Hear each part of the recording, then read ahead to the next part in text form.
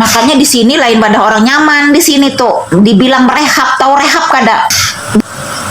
Memperbaiki yang rusak di sini. Buhan pian tuh sudah rusaknya kada ketolong ti ai. Makanya di sini diperbaiki seberataannya. Ya, harus mengerti ti, paham dah ti? Bukan kalian melayani kalian ini nggak bisa cuma cukup didoakan, harus diberitahu. Gitu. Paham nggak, Nay? Tiap hari itu harus diomongin. Gitu. Cara pakai baju seperti apa harus diberitahu. Pakai Pepsodent yang hemat bagaimana. Pakai air supaya jangan boros diberitahu. Nggak ada yang dibilang tersinggung sakit hati kalau diajari yang baik itu. Diberitahu tuh supaya jadi berubah, sadar yang baik. Terus apalagi lo apa tadi? Apalagi di Pandar Ibu nih? Apa di Pandar Ibu nih? Mau jualan jagung, boy. Mau jualan jagung, boy, yang ini.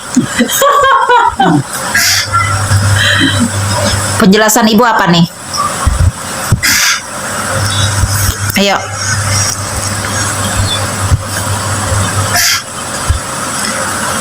Di sini tuh Mai, di sini tahu nggak? Di sini dilatih supaya bermental baja, Mai. Tahu baja nggak? Tahu. Bermental baja itu loh. Pembentukan tuh kada ada yang nyaman kehendak guring, makan seharian guring. Berhari-hari guring terus gawian. Emang di sini ada guring apa? Guring makan. Tidur di spring bed. Di sini mana bisa? Beol sembarangan tidur di spring bed. Kencing sembarang lalu tidur di spring bed. Tempat-tempat begitu. Tempat mendidik orang tuh ya di sini gitu. Memperbaiki yang rusak tuh kayak gitu main. Gak ada yang tidur makan lalu tidur di spring bed yang enak. Masa kami sebutin kalian beherak kami sembarang dikasih spring bed? Apa belum selesai naik? Kalau masih bisa kencing begitu gimana mau dikasih selimut yang bantal, dikasih rusak semua. Paham enggak? Selalu apa ujar Ibu nih? Apa ujar Ibu nih? Jadi baik kata-kata, boy. Apa Tian? Christian? Coba apa yang dibahas dari awal tadi kira-kira sudah mencerna enggak? Hah? Ada Christian gitu. Ya dia duduk di belakang Ibu nih. Banyak kah? Apa coba? Apa tadi dibahas? Coba yang dirimu tangkap intinya apa? Pembahasan. Dia malu di Mai, malu di videoin dia. Christian. Iya malu dia di video. Ya udah dengar suaranya aja. Keras-keras suaranya Tian. Tentang kewarasan. Tentang kewarasan. Terus apa lagi? Tentang kewarasan itu gini ya. Yang normal aja merasa normal, merasa waras.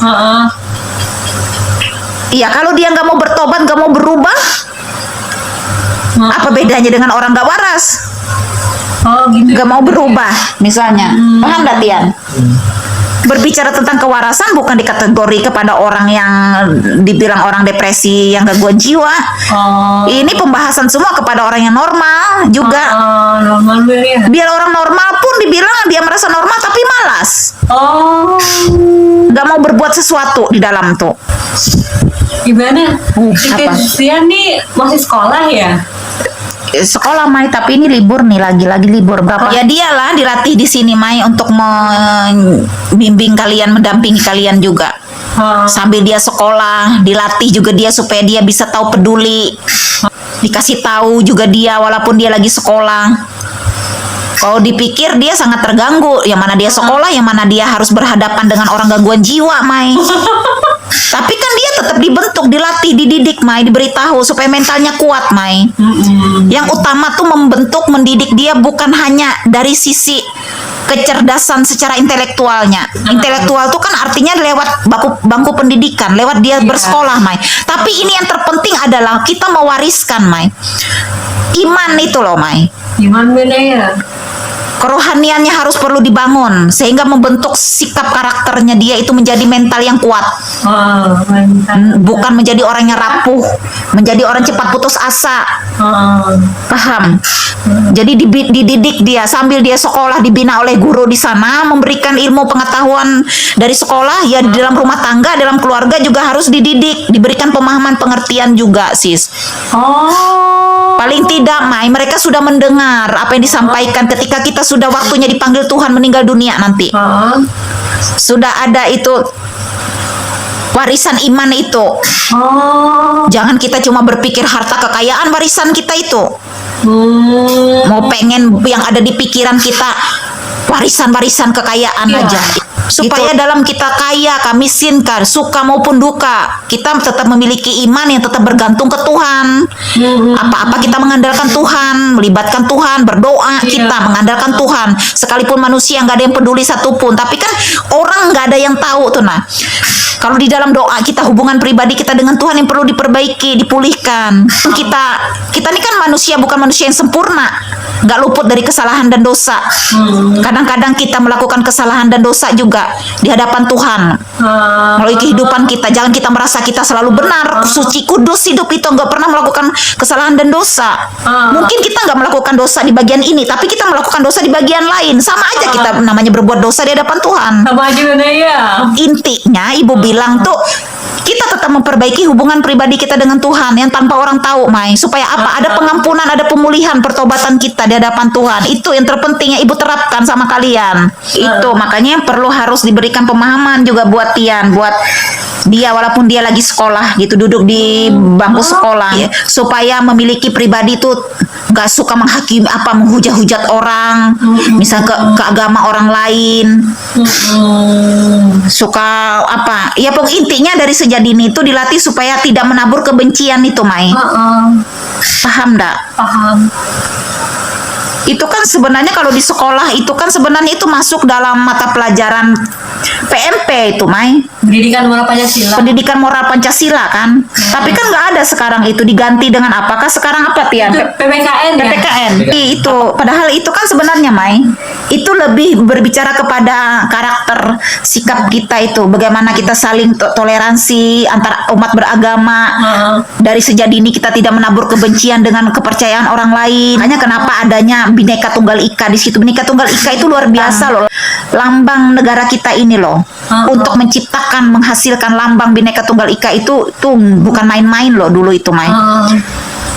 Makanya yang terciptanya ada anggaran dasar rumah tangga bangsa Indonesia ini yang ada tertuang di dalam Pancasila dan di dalam Undang-Undang Dasar 1945 itu. Banyak sekali di situ. Itu yang harus diterapkan sebenarnya. Kalau itu sudah semua diterapkan, itu luar biasa sekali loh. Kita mengerti di situ tuh.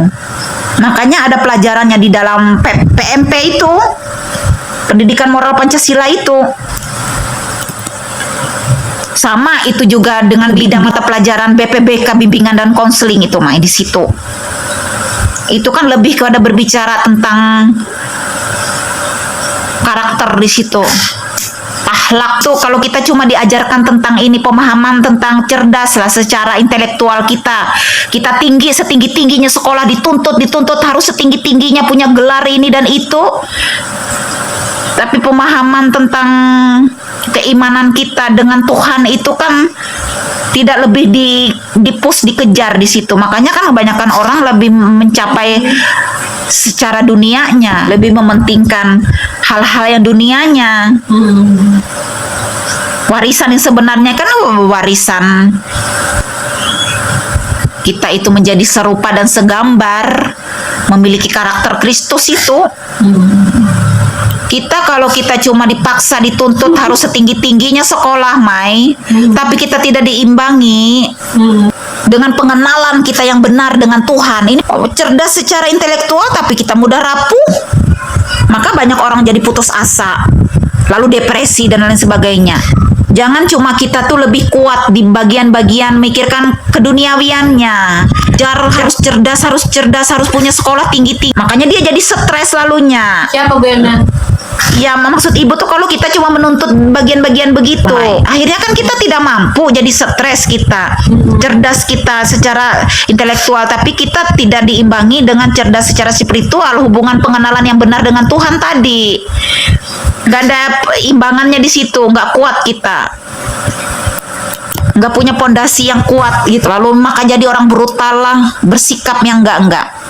Dia diberitahu pengertian pemahaman itu, Mai, supaya jangan lagi alasan tidak pernah mendengar apa yang kita sampaikan. Lah itu salah satu penginjilan, Mai. Penginjilan itu bukan berarti kita juga harus pergi jauh-jauh ke ujung mana sana. Penginjilan itu dimulai di dalam keluarga kita dulu, rumah tangga kita. Iya. Paham? Ia menyampaikan hal-hal yang seperti ini, itulah dikatakan penginjilan.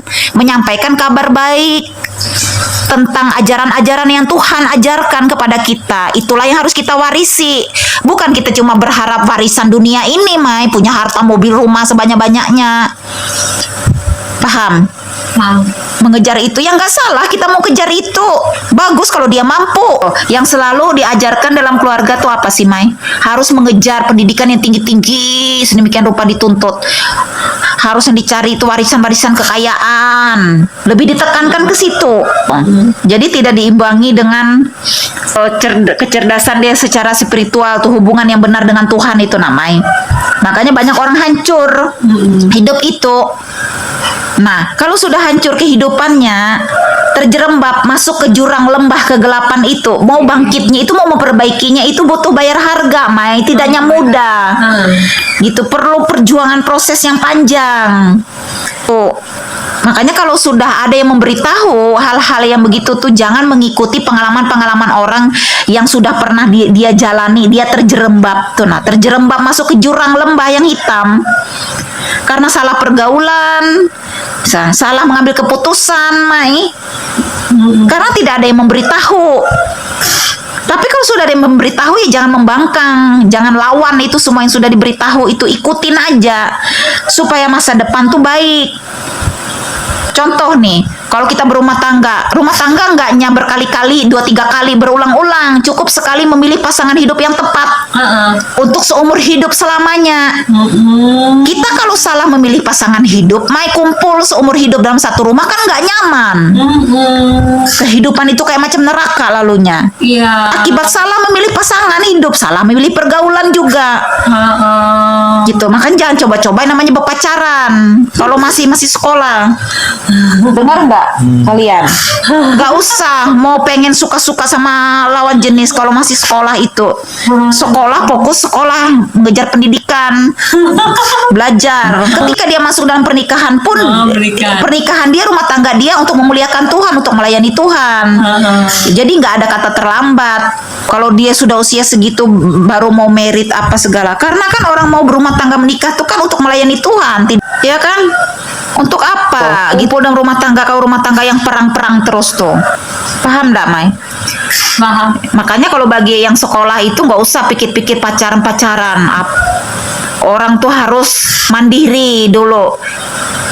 Bahagiakan diri itu loh. Kalau sudah masuk dalam rumah tangga itu beban itu berat. Saat mau menghadapi beban berat, apa sanggup apa mental kita menghadapinya? Menghadapi masalah dalam rumah tangga itu bertubi-tubi, masalah demi masalah datang. Makanya dibekali dulu hidup kita itu, dibekali hidup kita itu dengan pengenalan Tuhan yang benar itu, perbaiki diri kita sama Tuhan itu. Lebih baik kita kembangkan diri kita itu untuk melakukan hal-hal yang bermanfaat, yang berguna dalam kesendirian kita itu. Nggak usah keburu-buru mau berumah tangga, berpacaran lah, kenal laki-laki suka perempuan lah. Paham ndak yang begitu-begitu itu? Kalau salah pasangan hidup itu akan fatal akibat rumah tangga itu.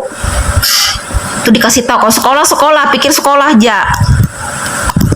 Nggak usah mikir-mikir suka-suka, apalagi orang yang jauh di luar, nggak tahu jelas sana ujung pangkalnya sana. Tuh, apanya? Mau dipikir orang sudah berpacaran tuh artinya mau membina rumah tangga. Apa sudah sanggup apa? Diri itu sudah punya kuat, iman yang kuat ketika menghadapi badai rumah tangga. Sudah kuat mengatasinya.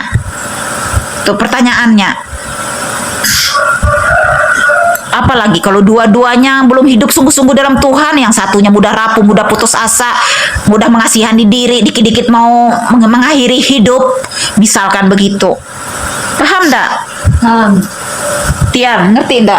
Orang tuh mau sampai usia mau berapa tahun tuh hidup dalam kesendirian tuh lebih baik upgradekan diri itu, punya usaha, berusaha bisnis, mandiri, mati hidup, bahagiakan hidup. Cari damai sejahtera itu, memperbaiki diri sama Tuhan. Lebih baik begitu jalani hidup tuh. Kalau orang sudah mau memikirkan keburu-keburu mau menjalin rumah tangga, pertanyaannya sudah pulih nggak hati kita di hadapan Tuhan tuh dari masa lalu kita?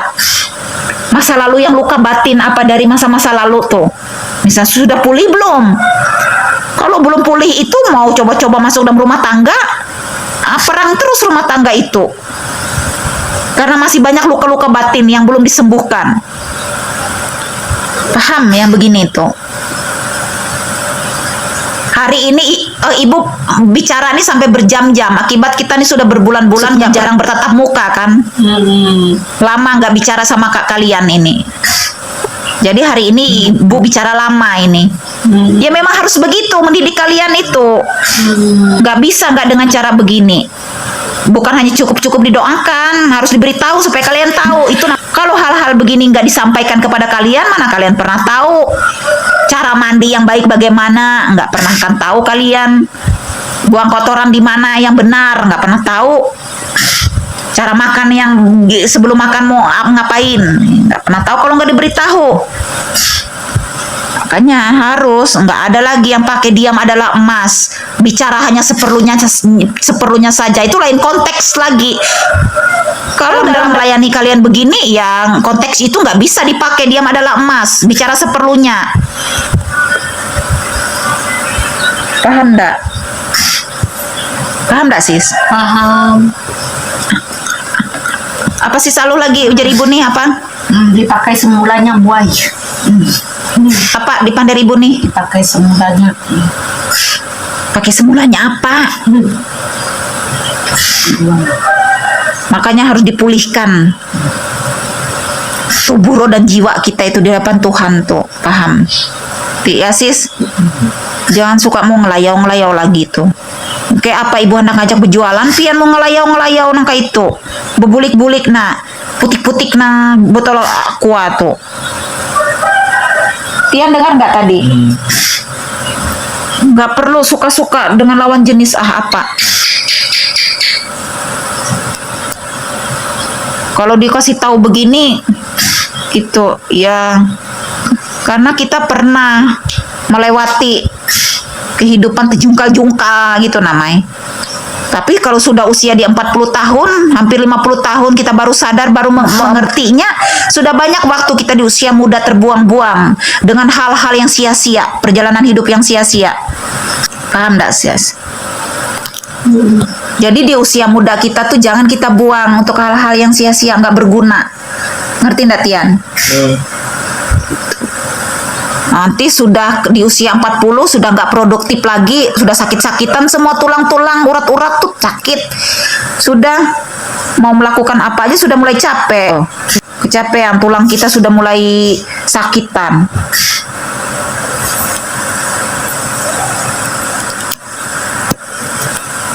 Makanya di saat masih produktif, usia kita masih muda itu kerjakan semua yang berguna. Untuk bisa diwariskan kepada generasi berikutnya kita, anak cucu kita. Ya itu aja dulu Mailang. Sudah berapa jam kita sudah ngobrol, soalnya lama sekali nih nggak ngobrol sama kalian. Kadang-kadang juga Mai, ibu nih butuh istirahat, butuh dalam kesendirian juga Mai. Juga ibu nih butuh ketenangan. Keterangan dalam kesendirian ibu, tanpa juga berinteraksi dengan kalian. Ada saat-saatnya juga ibu tuh dalam kesendirian ibu tuh merenungkan firman Tuhan itu dalam kesendirian ibu tuh, supaya ibu tenang juga. Enggaknya harus selalu juga harus duduk di samping kalian. Kalau hari-hari aja melihat kelakuan kalian aja yang kelakuan bikin memancing emosi, kelakuannya. Namanya kalau kan orang nggak waras tuh gimana sih? Nggak bisa mau dicatat di buku tuh sebukuan nggak cukup. Hari-hari yang kita saksikan begitu kan juga ibu juga butuh ketenangan, butuh merenungkan dalam kesendirian ibu tanpa ketemu siapapun dulu, tanpa bergaul dengan siapapun di luar sana misalkan. Justru itu lebih tenang ibu. Kalau orang apa? Dalam kesendirian dia bilang kesepian. Sepi aku bilangnya, sepi. Kalau ibu ndak Mai, malah yang aslinya ibu tuh malah sebenarnya ya dulu itu Mai, sebelum ibu terjun melayani banyak orang tuh, melayani kalian. Yang sebenarnya ibu tuh ibu lebih suka dalam kesendirian ibu, lebih tenang ibu Mai. Oh. Tuh aslinya ibu tuh, nggak suka ibu, makanya ibu sampai sekarang nggak pernah punya teman akrab. Gak pernah ibu punya teman-teman akrab tuh karena ibu gak suka ngomongin orang, gosip orang lah, cerita kejelekan, keburukan orang, gak suka ibu Mai. Tapi kalau berbicara tentang firman Tuhan, orang menyampaikan hal-hal tentang isinya firman Tuhan, mau satu malam ibu gak tidur Mai, itu tidak membuat ibu lelah. Walaupun ibu gak tidur, ibu begadang. Tapi membahas tentang kebaikan Tuhan, satu malam ibu gak tidur, itu bukan justru membuat ibu sakit, bukan mengganggu kesehatan bagi ibu ndak. Justru itu Mai memberi makan roh, mengenyangkan roh. Walaupun satu malam tuh begadang gak tidur, tapi kan untuk hal-hal yang positif. Makanya kadang ada orang bilang, kok kamu begadang sih, bilang nggak tidur nanti terganggu kesehatan, bilang orang begitu ngomongin ibu. Cuma di dalam hati ibu aja ibu nggak jawab Bang, cuma dalam hati ibu ya. Selagi ibu itu untuk hal-hal perkara yang memuliakan Tuhan, justru itu bukan mengganggu kesehatan ibu. Justru roh ibu dibangunkan, dikenyangkan, dibangkitkan gitu. Oh ibu nih sudah kenyang ya namanya, dengar-dengar yang dijas-jas gitu tuh Mai, dalam hal apapun tuh. Kok kamu begadang, kok nanti terganggu kesehatanmu misalnya begitu. Kayak gitu loh. Selagi kita begadang memang untuk hal-hal yang menyenangkan hati Tuhan, membangkitkan, itu kan mengenyangkan roh kita, memberi makan roh kita Mai, sehingga roh kita menjadi kenyang. Itu menjadi kuat itu loh, bersemangat Mai. Ya, Pasis Mai, sis alo. Ya, itu aja dulu Mai yang ibu sampaikan. Ini sudah tertumpuk berbulan-bulan sudah. Apa yang perlu ibu sampaikan ke kalian nih keluar semua hari ini. Karena setelah itu ibu ini beraktivitas lagi nih, keluar, nanti ibu kembali berjualan lagi, jualan di warung sana. Ngadapin kalian seperti ini tuh ya dibilangnya nggak bisa sekaligus. Kayak orang sekolah itu, sekolah masih SD nggak bisa dikasih makanan orang kuliahan misalkan. Ya memang benar juga itu, step by step kan, dari hal-hal yang ringan dulu gitu, beritahu dari hal yang ringan dulu, diulang-ulang terus begitu Mai. Paham enggak? Ya udah itu aja dulu lah Mai yang ibu sampaikan lah. Terima kasih lah. Ya bagi-bagi lah. Mau kue satu anu bungkus nih, tapi bagi-bagi nih nanti kue ti. Bagi-bagi nah. Ini satu bungkus anu kue apa nih Roma nah. Nanti.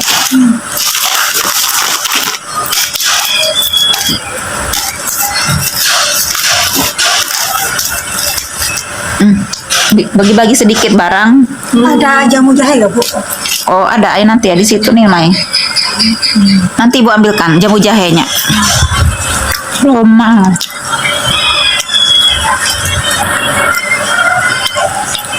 Bikin jamu jahe kan? Ada gitu ya. Nah tuh bungkus dibagi semua Mai tadi.